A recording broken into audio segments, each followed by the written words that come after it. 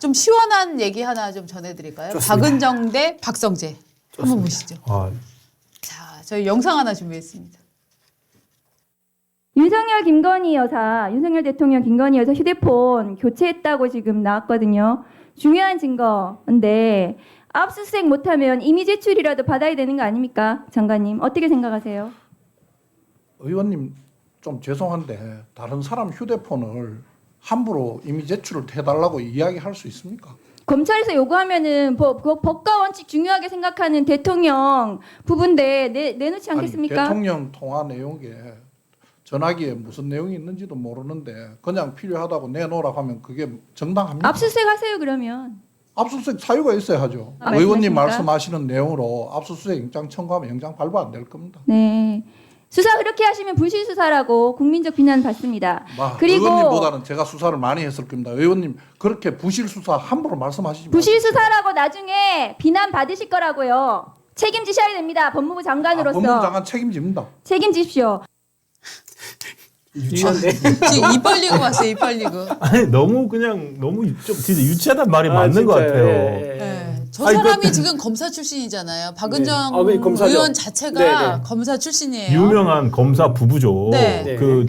저기 뭡니까 160억 부부잖아요. 아, 네. 수십억이 4단계. 아니라 160억이었어요? 아, 4단계 사건인데 네. 거기서 사건 160 이제 다단계 사기 사건이 있었어요. 네. 거기에 가해자로 의심되는 쪽, 그러니까 사업자 그렇죠, 그렇죠. 쪽에 이제 변론을 맡으면서 네. 사건 수익률은 22억인가 22억을 네. 받은 거예요. 그렇죠. 그것 때문에 굉장히 난리가 났었어요. 재산이 그래서 막 1년 만에 엄청 40억 늘어났잖아요. 만에 40억이 늘었죠. 네. 이종근 검사 출신 이종근 변호사랑 부부잖아요. 네. 근데 남편 이종근 변호사 같은 경우는 검사 시절에 다단계 전문, 네. 다단계 수사 블랙벨트. 전문 블랙벨트까지 받은 사람이었는데 네. 이 박은정 와이프죠. 부인 박은정 씨가 조국 혁신당 국회의원 비례대표로 1번이죠 거의. 맞아요. 되고 난 다음에 재산 신고를 받았더니 남편 검사 옷 벗자마자 재산이 40억이 늘었어요. 그쵸. 1년 만에. 1년 만에.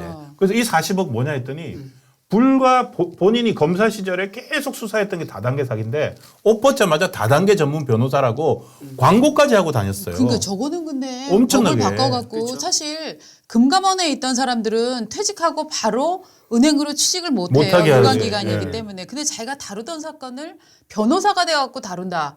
방어한다. 이거는 최소한 사실 몇 직업 년은- 윤리에서 굉장히 문제가 있는 예. 거예요. 근데 저 박은정 씨가 그걸 변호를 뭐라고 했는지 압니까? 예. 남편, 우리 40억 늘은 거요? 우리가요, 제대로 수임했으면 160억 늘었을 거예요. 아. 적게 수임했다는 식으로 네, 얘기했어요. 맞아요. 우리가 제대로 벌었으면 160억 벌었을 건데 양심적으로 해서 40억밖에 수임을 안 했어요. 우리가 이게 박은정 저 의원이 양심적으로 살았는지 안 살았는지 네. 우리가 핸드폰 좀 압수수색해서 보면 안 되나? 우리가 하면 안 되고, 우리가 하면 안 되고, 네. 검사들이, 검찰에서. 검사들 그러면 왜 일단- 압수수색 왜 안 해? 아니, 우리가 일단 고발을 하죠. 고발을 하면은 검찰에서 이미 아니지. 제출. 박은정이 저 법과 양심에 따라서 행동을 한다면 자기가 이미 제출해야지. 지금 이게 박은정 논리예요. 속 터져. 속 터지죠. 예, 국민들이 그래 지금. 지금 이게 박은정 씨 논리야. 무슨 소리냐면 지금 명태균 관련 질의를 막 하다가 예. 명태균 관련성이 대통령 부부가 있는 게 틀림없다. 그런데 왜 검찰이 대통령 지금 부부가 핸드폰 바꿨다고 지금 얘기가 나오고 있는데 대통령이 과거에 총장 시절 쓰던 번호의 뒷자리가 5 하나 뭐 있더라고. 아, 그래요? 그러니까 그 번호를 이제 오. 바꿨다는 거예요. 그 번호를 바꿨다는 건데 아시는구나. 어? 아시는구나. 나 알더라고. 제가 알더라고.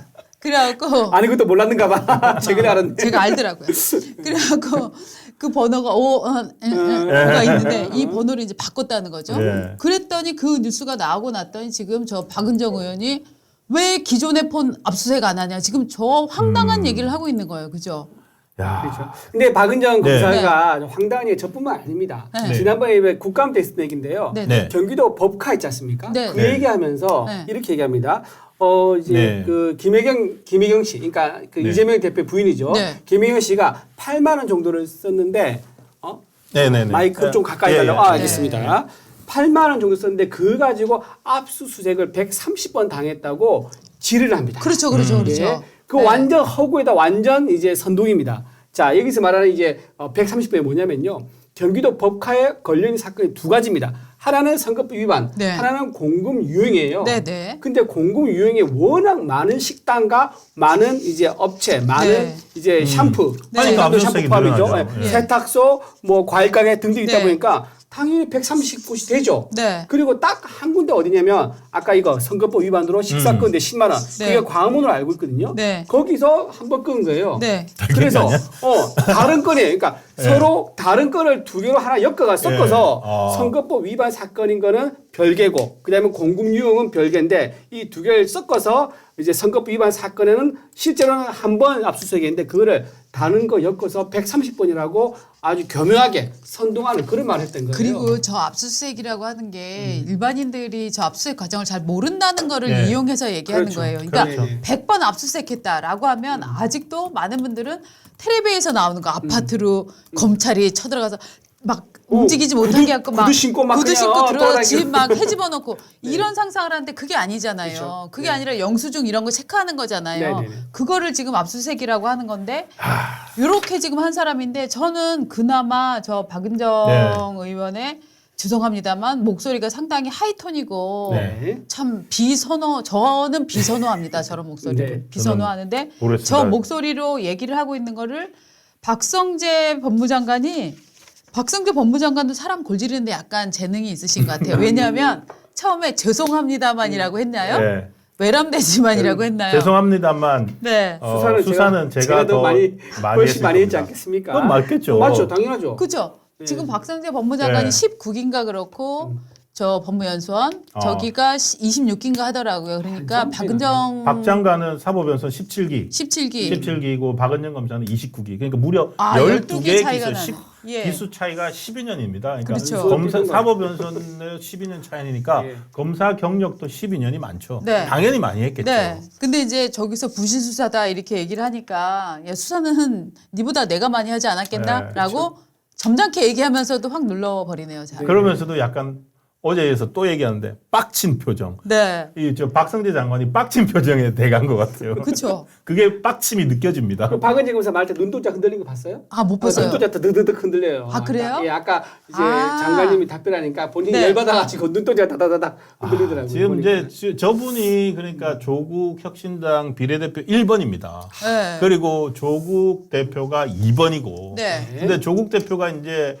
12월 12일 날 12일이네. 되면은 이제 국립학교로 그쵸. 국립학교로 가는 날이 이제 12월 12일로 예상이 됩니다. 변호인 네. 그 법조계 계신 분들 말 들어보니까 대법원에서 조국 해서 조국 항소를 기각한다라고 하는 순간 이 배지가 똑 떨어지는 거라 그러더라고요. 아, 그래요? 그 네. 시간부로 그 시간부로 그 바로 시간부로. 딱 떨어지고 아. 바로 조국 혁신당은 다음 비례대표로 딱 올라와야 되고 네. 그리고 이게 대법원이니까 형이 확정이니까 이제 저 때부터 목요일 날 이제 발표 나지 않습니까? 예. 그러니까 저 때부터는 그게 없대요.